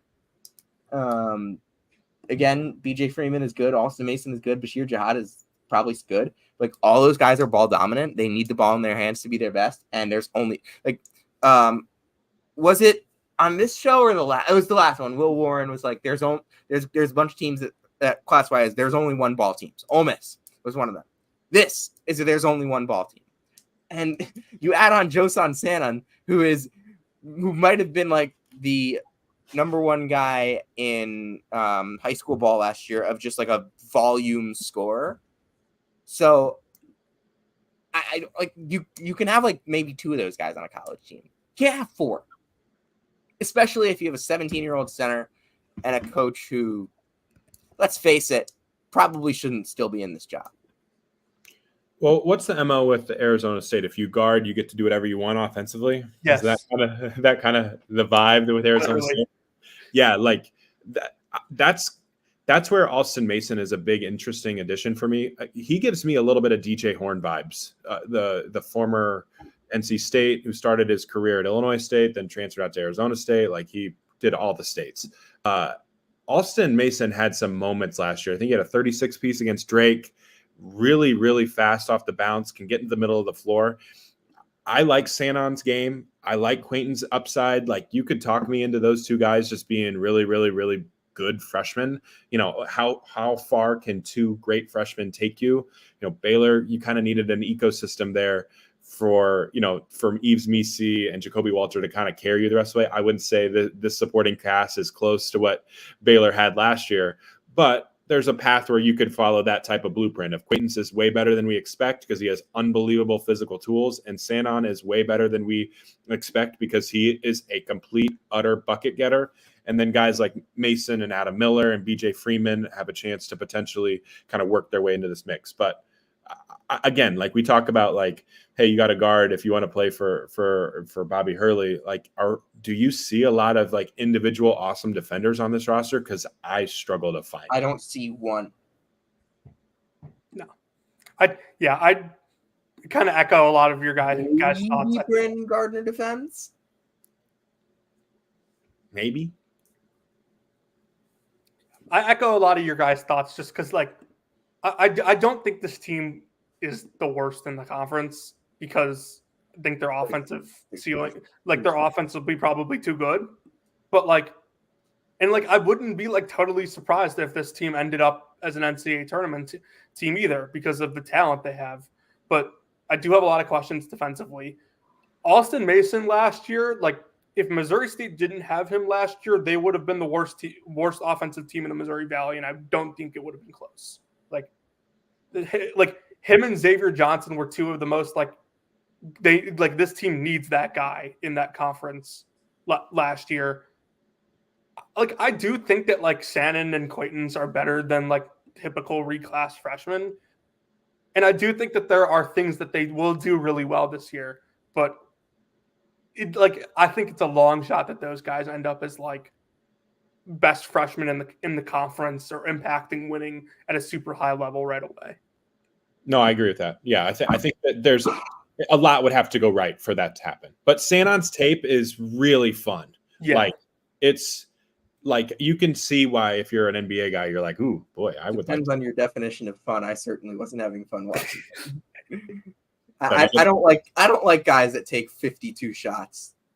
No, I don't like guys that take 52 shots and miss like 30 of them. Also known as Todd Pettiford. Todd Pettiford will take 52 shots and miss 40 of them, but the 12 that he makes are like crazy highlight reel shots, and Baller's Life can post them. When was the last like legit, like, really good Baller's Life mixtape? The Ball Brothers. It's been a long time. No, Zion. Yeah. Mm-hmm. That's fair. Like, what happened? Baller's Life still has like 3 million followers on every platform. Like Legacy Linsanity run. Dude, it's like a 7-year Linsanity run. Is that really a Linsanity run? Don't worry. We have the guys from Minnesota now that I'm blanking on their name. And we have PDT. Yeah. We have PDT and KJ, who literally got Alabama into the Elite Eight. All right. Who you got next, Sam? Utah. My number 14 team in the Big 12. This team kind of stinks. Just like looking at the roster. There are some really disgusting teams at the bottom of this conference. Like, I think lowest ceiling in the conference is this team right here. Like, are they just like banking on Miro Little being awesome? There's worse things to bank on than a guy who I thought was awesome coming out being awesome. I'll say that. I know the burner ball depth charts still have Caleb Lohner in there. Caleb Lohner has scored a couple of touchdowns this year. I don't think he's going to be taking the floor. But I know one of the guys at 3-Man Weave has a personal vendetta against Ezra Asar. I don't think Ezra Asar is very good. I don't think he's as bad as whichever 3-Man Weave guy thinks he's like the second coming of you know who. I think the Madsen brothers are a fine duo. You could do. Well, Gabe is legit good. Gabe's great. Gabe is a lot better than Mason and has been since high school. And Gabe is a dog. Like, and I think Mason's solid. Do you know though that I looked up the stat? There's Gabe Madsen is one of 11 players in college basketball this year who made over 100 threes last year. 11. Ooh. Like he's not just one of the good shooters. He's one of the great shooters in college basketball. So like, yeah. He's a really, really good player, and he makes them off the move too. That's like he makes those tough pin downs. 7 a game last year. Yeah, he's a good player. So if you're bullish, if you're making the bull case for Utah, it's Gabe's awesome again. Miro Little, they paid up for him in the portal. They had to pay a pretty penny to get him there, and he takes that step for them as a first year kind of like maybe he follows like that Hunter Salas path, right, where he finally gets the opportunity. And a former Ballyhooed recruit has a really good year. Asar, maybe he's not a war criminal. Lawson Levering, maybe his ability to just protect the rim at a high level, it just gives you a higher floor defensively. and then Mongolian Mike, maybe it's finally time for the playmaking to fully kind of coalesce and come together where, hey, we have a big jumbo playmaker who can also make threes. Like, that's the bull case for Utah. I've said this about Mike for, like, I am as out on Mike as anyone could possibly be. He's a gimmick. This yeah, it's a gimmick. It's a gimmick at this point. This guy was not good enough at Dayton. He fell out of the rotation. This guy was not good enough at San Francisco. And all of a sudden, he's now in the best. He keeps failing upwards. What are we doing here? Dude, people like, I don't know like what the comparison would be, but people just like the idea of him. Like, he's living off like the Ryan Hammer hype from 2 years ago. Yeah. And we love Ryan Hammer. But yeah, we do. He chooses some peculiar players to hype up. Also, do you think defensively there's any juice here with this group outside of Lovering just being awesome as a rim protector? Because like Madsen tries hard, but I wouldn't say he's a plus defender. You know, Raleigh Wooster, losing him is kind of a big loss for their defense, especially at the point of attack. Little, that's a question mark. Asar, can you guard in space? That's a question mark. Maybe like Dawes? Maybe Zach Keller defending in space is a question mark. I haven't watched enough of Dawes, but like that's really good positional size for the 3-4. Mason Madsen was not a plus defender last year at Boston College. So that is putting it very generously. Kindly. I covered him in high school, so I have to be kind. This team like doesn't like, not only do they not have like good defensive juice, they don't have juice in like the aspect of like, I'm just like not interested in watching this team right now. Like maybe they end up proving me wrong, but like I don't know if they're the most uninteresting team in college basketball because no, they're certainly worse. I do want to watch Miro Little, but they're among the least interesting teams in college basketball this year. And like I think Craig Smith is like a solid coach. Can we talk about a team that is very interesting, or do you have them last? I do not have them last. Perhaps the most interesting team in college basketball is my number 15. Buffaloes. Is my number 15 team in the conference, the University of Central Florida. I'm not going to make that joke on the air, but UCF. So UCF goes into the offseason, brings back their two top scorers from a team that was not awful last year. And instead of saying, all right, maybe we can add some complementary pieces, get some shooting, get a big. Johnny Dawkins pushes every single chip that he has left, which is not very many of them, to the core of the earth, not just the center of the table, the core of the earth with this roster. And it's that meme where it's the chef putting the thing into the chef, like carefully putting the fries into the pot and everything blows up. That is this UCF roster. Dior Johnson. What was the crime? Sexual assault, strangulation. Mikey Williams, gun charges, kicked off his team. Keyshawn Hall gave up on his team. Benny Williams kicked off his team. JJ Taylor just kicked off his team. Like Jordan Ivy Curry. Couple of red flags there. Jordan Ivy Curry, whatever the heck his agent was doing last year. They're collecting the Infinity Gauntlet at this point. And then you bring in a reclass center and is it bad that the most stable transfer on this roster is like a freshman who averaged like 7 a game at LaSalle? Yes, it's bad. It's very bad. Are you guys surprised that Arterio Morris isn't on this roster? I don't know if I'm legally allowed to say that without getting sued. It is a problem that you have a guy in Jordan Ivy Curry who has like been below a 50 effective field goal percentage 3 out of 4 years. We're talking about basketball now. And he's like the 7th biggest problem on this team. Like, there's legitimate talent here. Also, Taylor Hendricks' brother is still on his roster. He still exists. Oh my God. The other thing too, like they were really good at rim protection last year, and then they went into the portal and didn't get a rim protector. Like it doesn't make sense. Are they now Mustafa Thiam being an elite rim protector in year 1 as a 17-year-old reclass freshman? I put together my top 100 defenders in college basketball, and Mustafa Thiam's high school coach quote tweeted it, saying that me leaving him off was a travesty. Oh, I remember. I saw that. That was funny. Some of the things that the guys on this roster have done is also travesty. Yeah, like if they brought in, it's right. I think this is a clear. All right, we have no money, we have no job security, we have minimal talent. If we want to keep our job, we need to throw the Hail Mary of all Hail Marys and bank on 7.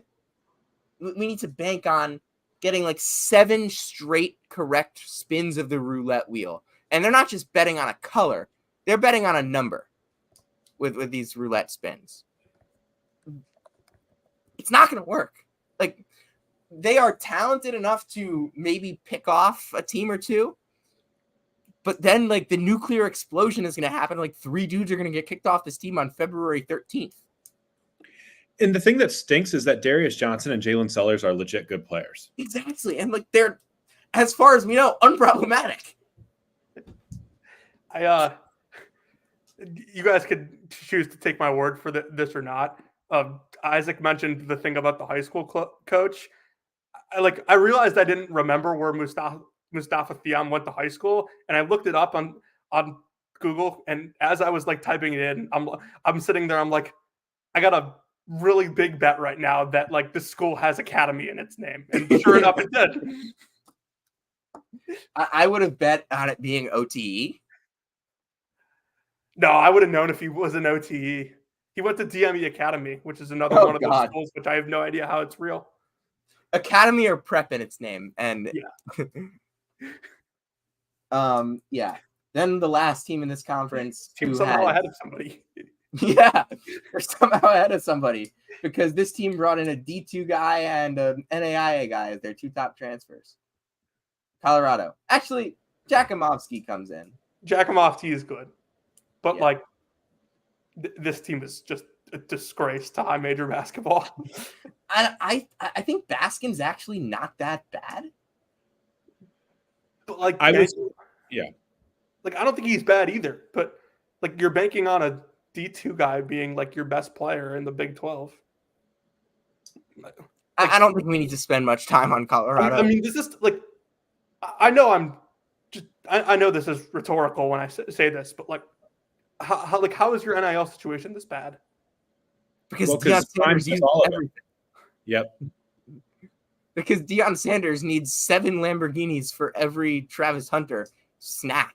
Well, hopefully they don't have that problem next year. I will say though, like I did like the NAIA transfer Elijah Malone's tape. I thought he's a really good player. He's good. It's just the difference when you're a 6'10" big playing NAIA basketball versus playing in the Big 12 is like going from doing pre-algebra to calculus. Like there's a bunch of steps that you're missing here. Like you don't even know. I forgot what I learned in algebra 2. Like that was what 4 years ago, 3-4 years ago at this point. Like I'm cooked as a mathematician. I haven't taken a math class since my junior year of high school. My math class these days is scrolling KenPom. But yeah, there's a lot of steps that are missing here. I think Malone can be good. I would have liked it better if he were in the Ohio Valley than the Pac-12. I think if Colorado doesn't finish in last place, whoever finishes below them, like that's a disaster class. Like automatic like coaching fire. Yeah, like you're relegated where you don't get to play in the Big 12 tournament or something. Like this roster is by far the worst. And I wonder how much total NIL they have. I think they might only have 800,000 total. Like I don't think it's over 1 million. What? That's crazy. Wild. Dude, that's like a third of a Coleman Hawkins. But that's the roster you get for something like this. Like as horrible as it sounds, like that's just how it is. Unfortunately, it stinks. But this is the new era of college basketball. Like Colorado should not have that little NIL. Their donors are really sold on this Dion thing. And it is like, I know this isn't a football podcast, but that's just not going to work. How did they put together the team they had last year with this kind of money then? Well, the retention was obviously a big part of that, but Cody Williams had a really good connection with them.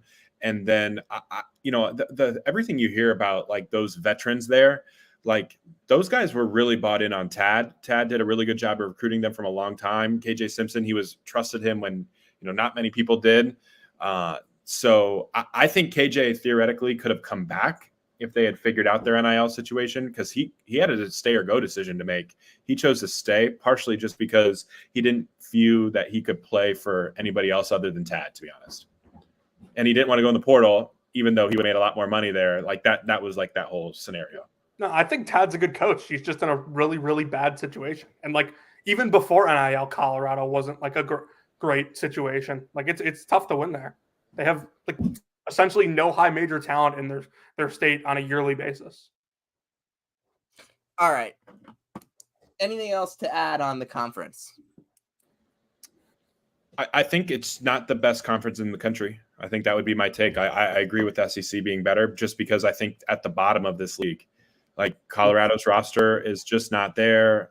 I don't know if Utah's roster is there. Oklahoma State's roster is just not there. And, compared to the bottom of the SEC where it's like, hey, Vanderbilt could finish in last place and they gave AJ Hogard, $800,000? Like they got Jason Edwards, who's a really good player. Like the quality of roster at the bottom of the SEC versus the quality of roster at the bottom of the Big 12 could not be more different. Yeah. All right. I totally agree with that. We just did the SEC, and we are very excited to do 3 more tomorrow, 2:15 the ACC with Tristan Freeman. 6 o'clock, the Big Ten with Joe Jackson. We're really excited about that one. And at 9 o'clock, the Big East with Michael DeRosa, where he may or may not be sweating some UFC bets on a Tuesday night. One of us. Yeah, no, that's what he does. We have him on every Saturday night, and he's always sweating a UFC bet. Isaac, I know we'll get you on again during the season. That was a lot of ball knowledge in an hour and 52 minutes. Jonathan, you want to take us home? Yep. If you came to hear about Tyler Self and where he's working, you came to the right place. If you came to hear about the West Virginia team that's going to save basketball, you came to the right place. And if you came to hear about the latest happenings with Caleb Grill, you came to the right place. This is Season 5, Episode 23 of Brackets, Bubbles, and Vid Steelers, our Big 12 preview with Isaac Trotter. We'll see you tomorrow.